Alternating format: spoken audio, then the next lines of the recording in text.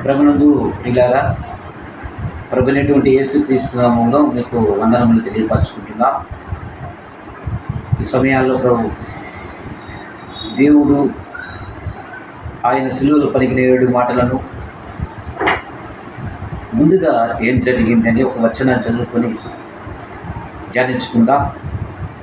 ఈనాటి ధ్యానాంశంలో యేసుని పట్టుకొని హింసించుట అనే ఆ మాటను జ్ఞాపకం చేసుకుంటూ వెళ్దాం. యోహాను సువార్త 18వ అధ్యాయము కొన్ని వచనాలను చదువుకుందాం. అప్పుడు పిలాతు యేసుని పట్టుకొని ఆయన కొరడాలతో కొట్టించెను.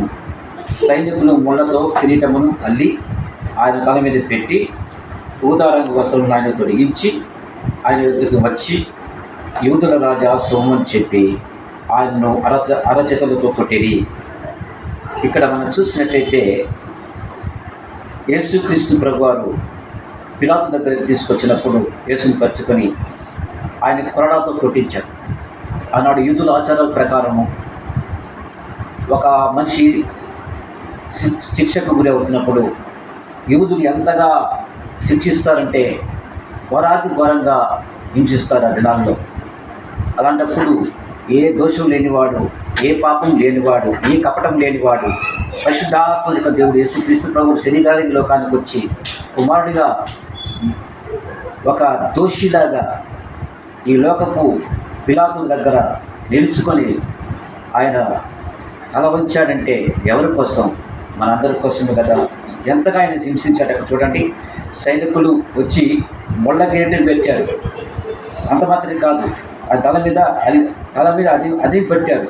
కానీ అంత మాత్రం కాదు, ఊదారంగు వస్త్రం ఆయన తొడిగించారు. ఆయన తొడిగించి అక్కడ కేకలు వేస్తున్నారు, అరచేత్తు ఆయనతో కొడుతూ ఉన్నారు. ఎంత హింసించబడ్డాడు, ఎంత వేదన పడ్డాడు. ఎవరి కోసం? మన అందరి కోసమే కదా.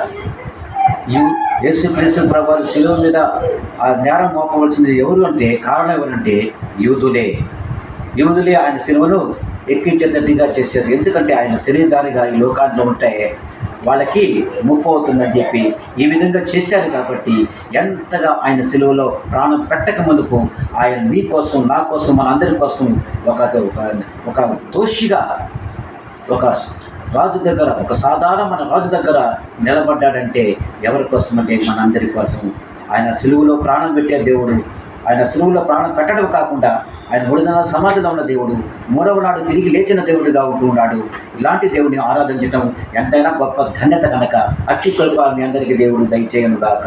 దేవుడి వాక్యాన్ని దీవించి బలపరచను గాక. మీ ప్రార్థన అవసరం ఉంటే నాకు తెలియపరచుంటే వ్యక్తిగతంగా మీ ప్రార్థన చేయడానికి మేము సిద్ధపడతాము. ఆమేన్.